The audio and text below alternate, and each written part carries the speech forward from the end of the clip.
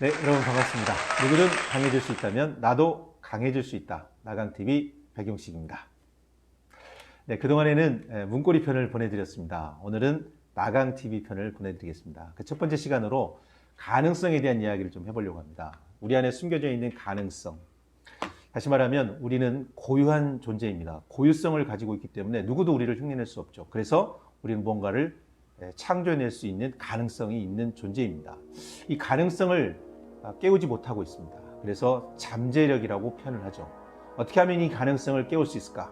많은 사람들이 고민하고 있습니다. 저도 역시 고민이 됐죠. 어떻게 해야, 어떤 무언가를 활용을 해야 이 가능성을 깨워서 더 많은 도전과 성취를 통해서 소위 말하면 행복한 삶으로, 성공적인 삶으로 갈 수 있을까? 저희 그 핵심적인 비법을 모아서 여러분에게 오늘 안내를 해드리겠습니다. 기대해 주셔도 좋습니다. 첫 번째는요, 강력한 가능성을 띄우는 방법, 바로 목표입니다. 목표를 가져라. 또 목표에 얘기하신다고요? 네, 너무 뻔한 얘기라고 말씀하실 것 같지만 많은 사람들이 실제로 목표를 갖지 않는 경우가 너무 많습니다. 마음속으로 갖는 것이 목표일까요? 그건 바람입니다. 잊어버리게 되는 거죠. 목표라고 하는 것은 무엇인가 이루고자 하는 강렬한 열망입니다. 그런데 그 열망은 무언가 부딪히게 됩니다. 목표를 달성하지 못했을 때 주변 사람들로부터 오는 조롱과 비난을 감수해낼 수 있습니다. 바로 무엇인가 부딪힘과 갈등 속에서 오는 두려움 때문에 목표를 세우지 못하는 경우가 많습니다. 그래서 이 목표는 사실 이 두려움과 직면해야 됩니다. 그래서 진정한 목표는 두려움을 바꿔주는 겁니다. 두려움을 바꿔서 목표를 달성했을 때의 모습을 갖는 거죠. 그걸 바로 심상 이미지라고 합니다. 어쩌면 이 목표는 무언가를 소유한다, 이룬다는 것보다는 그것이 달성됐을 때의 모습을 갖는다고 볼 수 있습니다. 그래서 소유의 문제가 아닌, 해부의 문제가 아닌 비의 문제다, 빙의 문제다, 존재의 문제라고 볼 수가 있는 거죠.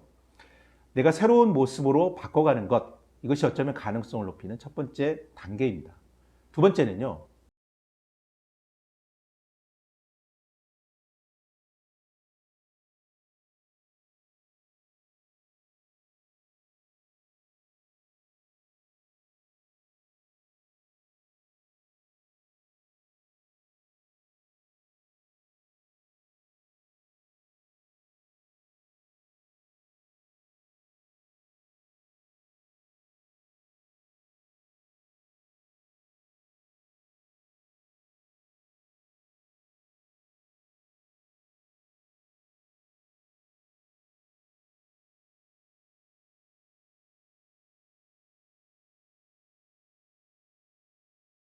지속 능력을 가질 수 있을까?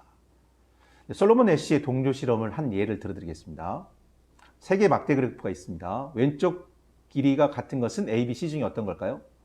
네, 많은 사람들이 첫 번째는 C라고 당연히 얘기합니다. 그런데 어떤 한 집단의 실험자가 한 방을 방문했는데 모두 다 C가 아니라 A라고 얘기하는 겁니다. 실험자는 갑자기 자신의 결정을 의심하기 시작합니다. 그리고 결국은 A라고 얘기한답니다. 다른 실험에서도 똑같은 동일한 결과들이 나왔습니다. 이것이 바로 동조 효과인데요. 솔로몬 애쉬는 이 동조 효과를 통해서 우리에게 하나의 메시지를 전하고 있습니다. 바로 그것은 다수를 모방한다입니다. 많은 사람들이 다수를 모방합니다. 그 모방이 좋은 경우가 많죠. 나쁜 경우도 있지만 그 모방을 통해서 사람들은 모이게 되고요. 집단의식이라는 게 생겨납니다. 기러기들도요, 혼자 날지 않습니다. 함께 모여서 날아갑니다. 그리고 좋은 것들을 모방하고 학습해 갑니다. 그때 비로소 이 지속 능력이 생겨나는 것이죠. 인간이 추구하는 강력한 동기, 소속감입니다. 많은 사람들은 어떤 집단에 소속되고 싶어 합니다. 그 소속감은 우리의 가능성을 높여줍니다. 그래서 이 가능성을 높이기 위해서는 집단 무리에 속하는 것도 매우 좋은 방법 중 하나입니다. 오늘 세 가지를 말씀을 드렸습니다. 우리의 가능성을 높이는 방법은 첫 번째로 목표의식을 갖는 겁니다. 두 번째는 마감 효과를 가지고, 세 번째는 집단에 속하라입니다. 그러면 여러분도 여러분 안에 잠재져 있는 높은 가능성을 키우게 될 것입니다. 오늘 경도 경청해 주셔서 감사합니다.